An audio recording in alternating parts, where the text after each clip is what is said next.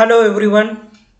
आज आपण ब्रिज कोर्सच्या अंतर्गत इयत्ता 7वी विषय विज्ञान कृतीपत्रिका क्रमांक 3 ही समजून घेणार आहोत व त्यावर आधारित जो काही सराव संच आहे तो या व्हिडिओच्या माध्यमातून आपण सोडून घेणार आहोत. मग कृतीपत्रिका क्रमांक 3 यामध्ये आपल्याला नेमकं काय समजून घ्यायचं आहे, तर वनस्पतीची रचना किंवा वनस्पतीचे जे अवयव आहेत ते किंवा वनस्पतीचे वर्गीकरण याविषयी आपण थोडक्यात माहिती घेणार आहोत. मग वनस्पतीच्या रचनेत जर आपण बघितलं तर आपल्या सभोवताली वेगवेगळ्या प्रकारच्या असंख्य वनस्पती आढळतात. जसं काही वनस्पती डेरेदार असतात, काही वनस्पती पाण्यावरती राहतात, काही वनस्पती पाण्यामध्ये राहतात, काही वनस्पती गवतासारख्या राहतात, काही झुडपांप्रमाणे राहतात. बरोबर आहे. अशा असंख्य वनस्पती बघायला मिळतात. वाळवंटामध्ये सुद्धा वनस्पती बघायला मिळत असतात. त्याचबरोबर जर काही वनस्पती आपण बघितल्या तर त्या स्वयंपोषी असतात, म्हणजे स्वतःचे अन्न स्वतः तयार करतात.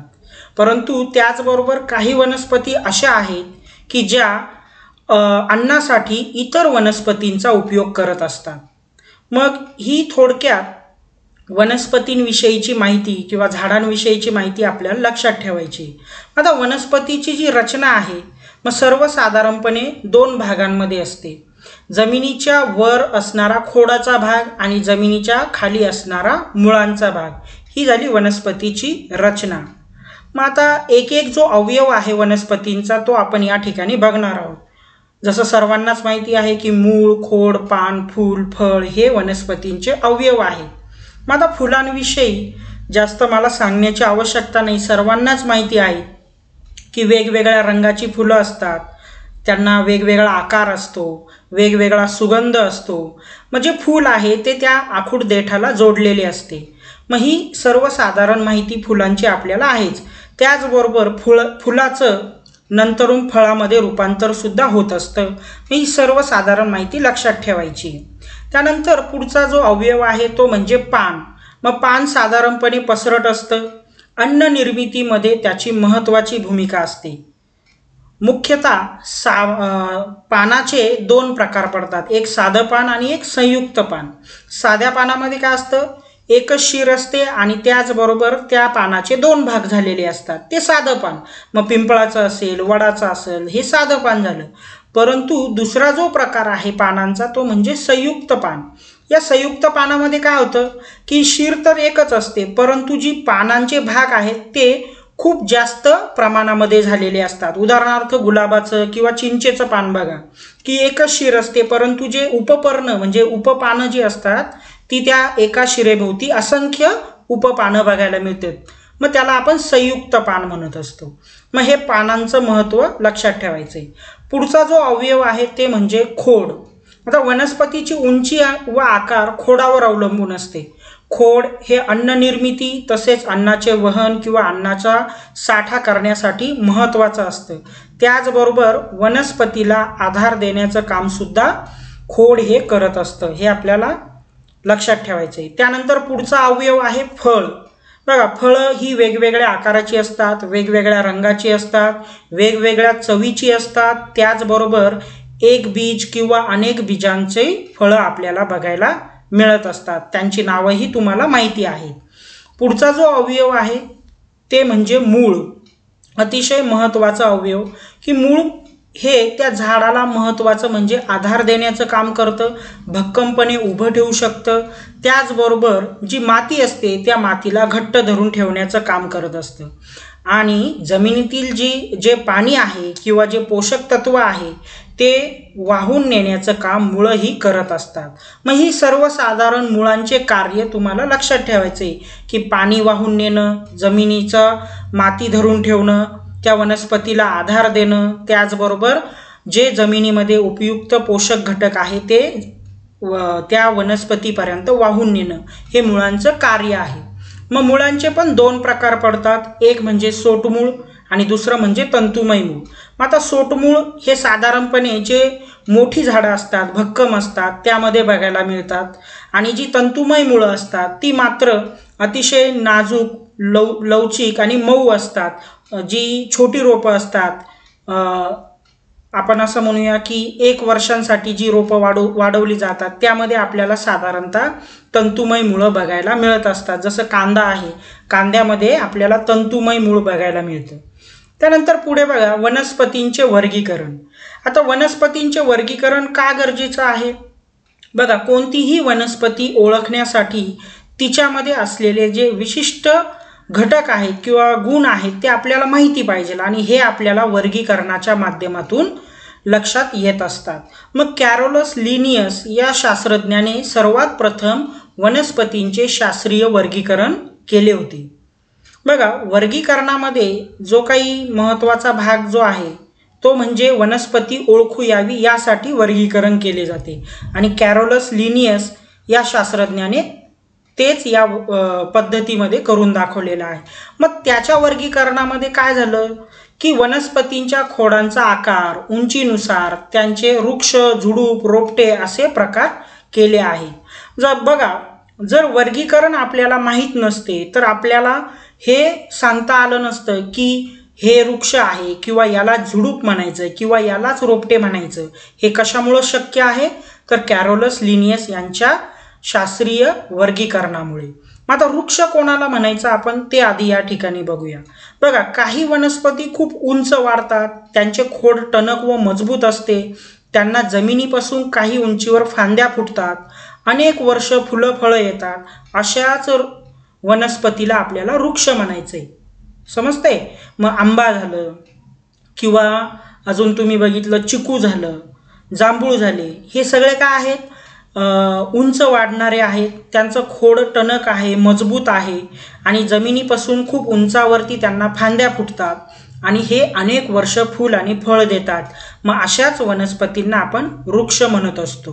वृक्ष हे उंच असतात, आकाराने मोठे आणि बहुवार्षिक. बहुवार्षिक म्हणजे काय? अनेक वर्ष जगत असतात. जसं इथे उदाहरण दिलंय आंबा, वड, लिंब इत्यादी. बरोबर? हे लक्षात ठेवायचं आपल्याला. त्यानंतर आता नेमकं झुडूप कोणाला म्हणायचं? बघा काही वनस्पती या जमिनीलगतच वाढतात, जमिनीलगतच त्यांना अनेक फांद्या फुटतात. वृक्षाच्या तुलनेत त्यांची उंची आकाराने थोडीशी कमी असते, मात्र खोड त्यांचं टणकच असतं. उंची साधारणतः 2 ते 3 मीटरपर्यंत वाढते. उदाहरणार्थ जास्वंद, गुलाब किंवा घाणेरी, कणेर इत्यादी हे जे झाडं आहेत किंवा हे जे वनस्पती आहेत या काय होतात? जमिनीलगतच वाढतात. 2-3 मीटरपर्यंत यांची उंची असते, आकाराने लहान असतात आणि एक गुच्छा तयार करतात जागीच. याला आपण झुडूप म्हणत असतो. त्यानंतर पुढचा जो प्रकार आहे रोपटे. बघा आता वृक्ष आणि झुडूप यांच्याही पेक्षा उंचीने कमी असतात, ती मात्र रोपटे असतात. साधारणतः 1 ते 1.5 मीटरपर्यंत उंची असते. यामध्ये रोपट्यांची खोडं ही वृक्ष व झुडपाच्या तुलनेत अतिशय लवचिक आणि नाजूक असतात. हे आपल्याला महत्त्वाचं यामध्ये लक्षात ठेवायचं आहे. आणि रोपटे जी असतात ती काही महिने ते 2 वर्ष जगत असतात. जसं गवत, शेवंती, मेथी, सदाफुली हे रोपट्याचं उदाहरण आहे. यांचा जे आयुष्य आहे ते काही महिने तर 2 वर्षापर्यंतचं असतं. खोड जे आहे ते मात्र अतिशय नाजूक आणि लवचिक असतं. त्यानंतर पुढचा जो प्रकार आहे तो म्हणजे वेल. वेलीचे खोड हे अतिशय लवचिक, मऊ व हिरवे असते. त्यामुळे आधाराच्या साहाय्याने त्यांची वाढ झपाट्याने होत असते आणि त्याच आधाराने इतर वनस्पतींचा आधार घेऊन ती जी वेली आहे ती वाढत असते आणि आपला उदरनिर्वाह पूर्ण करत असते. उदाहरणार्थ भोपळा असेल, द्राक्ष असतील किंवा काकडीचा वेल असेल, हे आपण बघितले असेल की ते आधाराने वाढतात आणि आपलं जीवन पूर्ण करत असतात.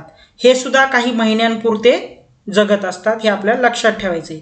तर अशा प्रकारे वृक्ष कोणाला म्हणायचं, झुडूप कोणाला म्हणायचं किंवा रोपटे किंवा वेली कोणाला म्हणायचं हे या कृतीपत्रिकेमध्ये सर्वसाधारण आपण बघत आहोत. त्यानंतर आपण आत्तापर्यंत या कृतीपत्रिकेमध्ये वनस्पतीची रचना असेल, त्याचे जे अवयव असतील किंवा वर्गीकरण म्हणजे काय वनस्पतींचं हे या ठिकाणी कृतीपत्रिकेमध्ये अभ्यासलं आहे. आता या कृतीपत्रिकेवर आधारित जो काही सराव संच आहे तो आपण या ठिकाणी सोडवणार आहोत. तर चला बघूया सराव संच. प्रश्न पहिला या ठिकाणी दिलेला आहे की आमच्यात वेगळा कोण, त्याला गोल करायचा आहे तुम्हाला विद्यार्थ्यांना. अ आणि ब असे उदाहरणं दिलेले आहेत. मग बघा वड आहे, आंबा आहे, गुलाब आहे, चिंच आहे. मग याच्यामध्ये वेगळा कोण? तर यांच्यातील चौघांमध्ये वेगळा आहे गुलाब. कारण की गुलाब काय आहे? झुडूप आहे. मात्र वड, आंबा आणि चिंच हे वृक्ष आहेत. आत्ताच आपण बघितलं कृतीपत्रिकेमध्ये. त्यानंतर दुसरं ब मध्ये बघा, गाजर आहे, मुळा आहे, बीट आहे, नारळ आहे. जसं की आपण बघितलं की वनस्पतीचे दोन रचना येत असतात, एक जमिनीच्या वर आणि जमिनीच्या खाली. तर गाजर, मुळा, बीट हे जमिनीच्या खाली वाढणारा भाग आहे किंवा घटक आहे. मात्र नारळ हे जमिनीच्या वरती फळ देणारा घटक आहे. म्हणजे यात वेगळा कोण असणार आहे? तर नारळ हे त्याचं योग्य उत्तर आहे. आता प्रश्न दुसरा बघूया. तुमच्या परिसरातील संयुक्त पान असणाऱ्या विविध वनस्पतींची नावे लिहा. आता मी 1-2 नावं या ठिकाणी सांगणार आहेत, परंतु त्याआधी आपण संयुक्त पानाविषयी माहिती बघितली की एकच शिर असते, परंतु त्या एका शिरेभोवती असंख्य छोटी छोटी पानं असतात. त्याला आपण संयुक्त पान म्हणतो. जसं की गुलाबाचं पान झालं किंवा चिंचेचं पान झालं, हे संयुक्त पानांचं उदाहरण आहे किंवा ही त्या वनस्पतींची नावं आहेत. इतर नावं विद्यार्थ्यांनी लिहायची आहेत. प्रश्न तिसरा बघा की काकडीच्या वेलीला स्प्रिंग सारखे धागे असतात, त्याचा काय उपयोग होतो त्यांना? काकडीचा वेल जर तुम्ही बघितला असेल तर त्याला छोटे छोटे स्प्रिंग सारखे भाग आलेला असतो. तो स्प्रिंग सारखा भाग काय करत असतो? त्या काकडीला इतर कशाचा तरी आधार घेऊन वाढण्यासाठी मदत करत असतो. म्हणजेच थोडक्यात जो स्प्रिंग सारखा भाग आहे तो त्या काकडीला आधार देण्याचं काम करत असतो. हे आपल्याला लक्षात ठेवायचं आहे. पुढचा प्रश्न बघा, तुम्हाला माहीत असणारे वनस्पतींचे विविध उपयोग लिहा. बघा, वनस्पतींचे असंख्य उपयोग आहेत, ते आपल्याला या ठिकाणी लिहायचे आहेत.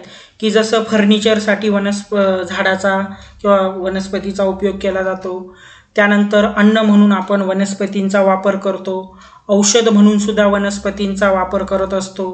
किंवा ब्युटी पार्लर किंवा जे काही त्वचेशी रिलेटेड जे काही घटक आहेत त्यामध्ये सुद्धा वनस्पतींचा उपयोग केला जात असतो.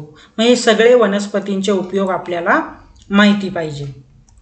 पुढचा आणि शेवटचा जो प्रश्न आहे की वनस्पतीची आकृती काढून त्यामध्ये पान, फूल, फळ, खोड आणि मूळ हे भाग आपल्याला दाखवायचे आहेत. तर या ठिकाणी तुम्हाला आकृती काढायची आहे आणि हे त्याचे भाग तुम्हाला दाखवायचे आहे. की जसं या ठिकाणी वरती आपण जर बघितलं तर ही वनस्पती या ठिकाणी आकृती आपण बघू शकतो. मग या ठिकाणी ही तिची पानं झाली, हे फूल झालं, त्यानंतर हे फळ झालं, नंतर हे खोड झालं आणि ही त्याची मुळं झाली. तर अशा प्रकारे तुम्ही वनस्पतीची आकृती काढून त्याला नावं देऊ शकतात.